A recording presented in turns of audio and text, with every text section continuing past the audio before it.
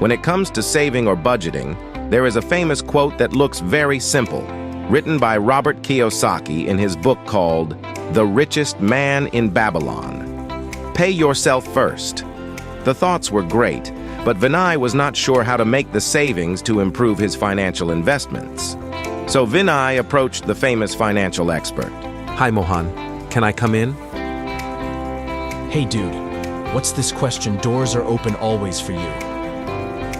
Thank you, that's great to hear. I have spoken to one of my friends who is a financial advisor.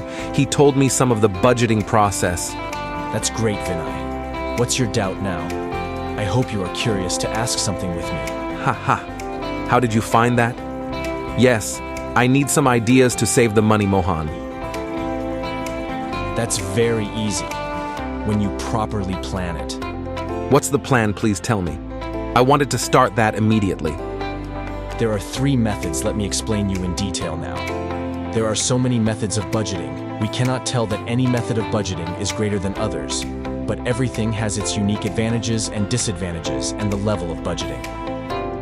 The types of budgeting include zero-based budgeting, envelope budgeting, 50-30-20 rule budgeting. A well-known budgeting principle known as the 50-20-30 rule assists people in managing their money by dividing their income into 3 distinct categories: needs, savings, and wants. It's a straightforward method of budgeting that can be used as a basis for money management.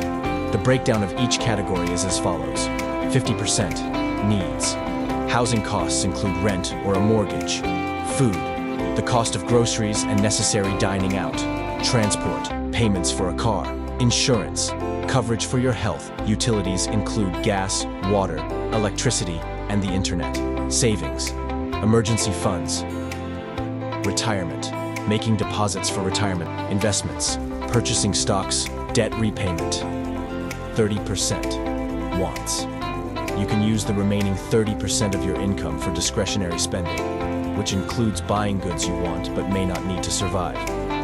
This category can cover various non-essential expenses, such as having meals out, visiting restaurants, or getting takeaway. Entertainment includes movies, concerts, travel, and pastimes. Shopping is the act of buying non-necessities like apparel, electronics, or luxuries, subscriptions, memberships, and other optional services. The 50-20-30 rule provides a simple foundation for handling your money, but it's vital to keep in mind that it might not work for everyone. You might need to modify these percentages to better suit your unique requirements and preferences because individual situations and financial objectives might differ significantly. Depending on their financial status and ambitions, some people may need to increase their savings allocation or modify their wants category. Additionally, because your financial condition varies over time, it's critical to constantly assess and modify your budget. The process of zero-based budgeting, ZBB, involves several steps in which corporations follow to budget from zero, which is why this system is called zero-based budgeting. Initiation and preparation. Identify the need for a new budgeting cycle and communicate it to relevant departments and stakeholders. Form a ZBB team or committee responsible for overseeing the process. Data gathering and baseline establishment. Collect historical financial data, operational information, and performance metrics for the organization.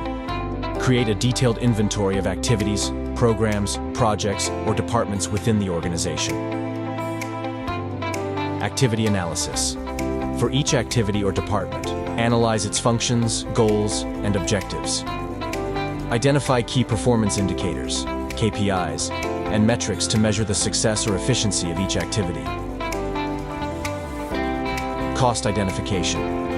Break down costs associated with each activity into categories such as personnel, supplies, equipment, travel, and overhead.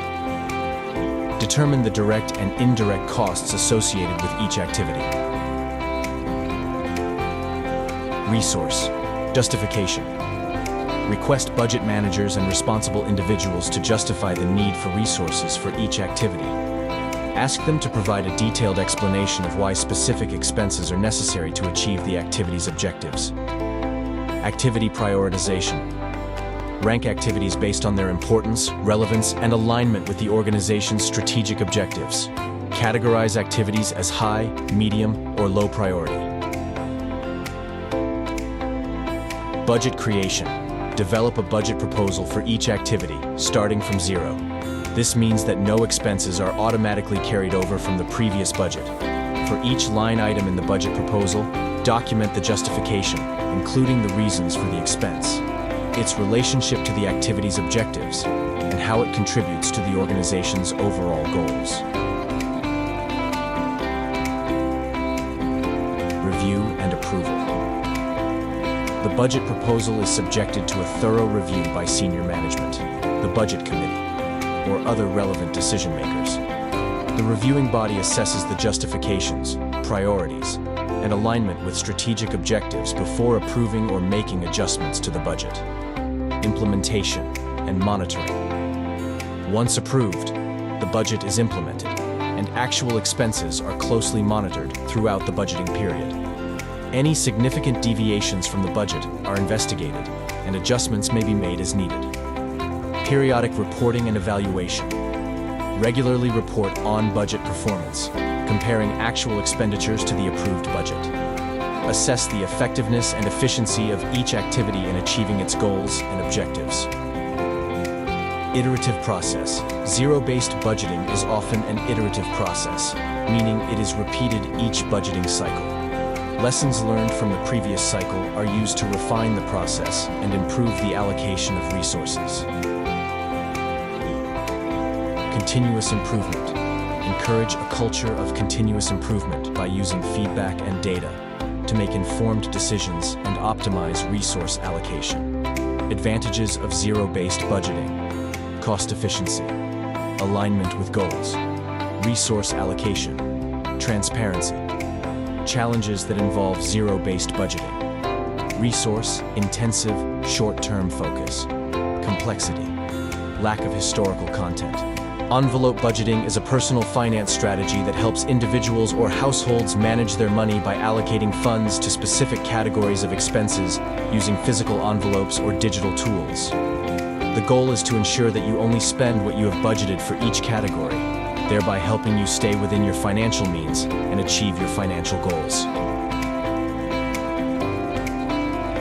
Determine your income. Calculate your total monthly income, which includes your salary, wages, side hustle earnings, and any other sources of income.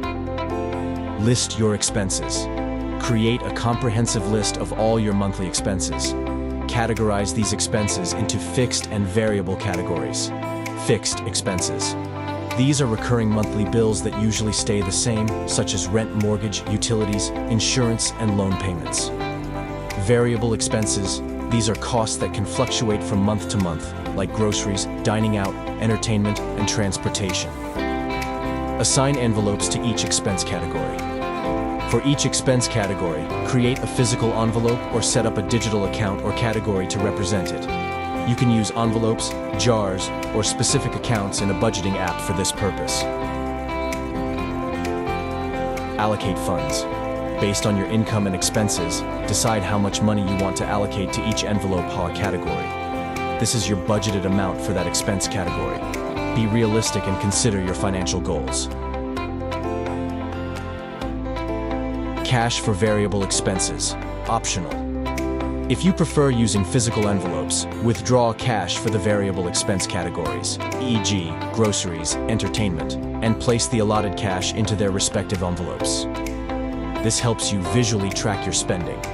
Track your spending. Whenever you make a purchase or pay a bill, record the expense and the amount spent in the appropriate envelope or category. If you're using digital tools, update your budgeting app or spreadsheet accordingly.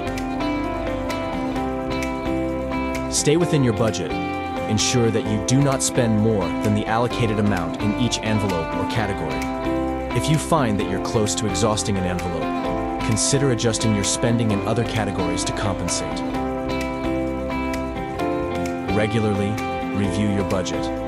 Periodically review your budget to see how well you're sticking to it.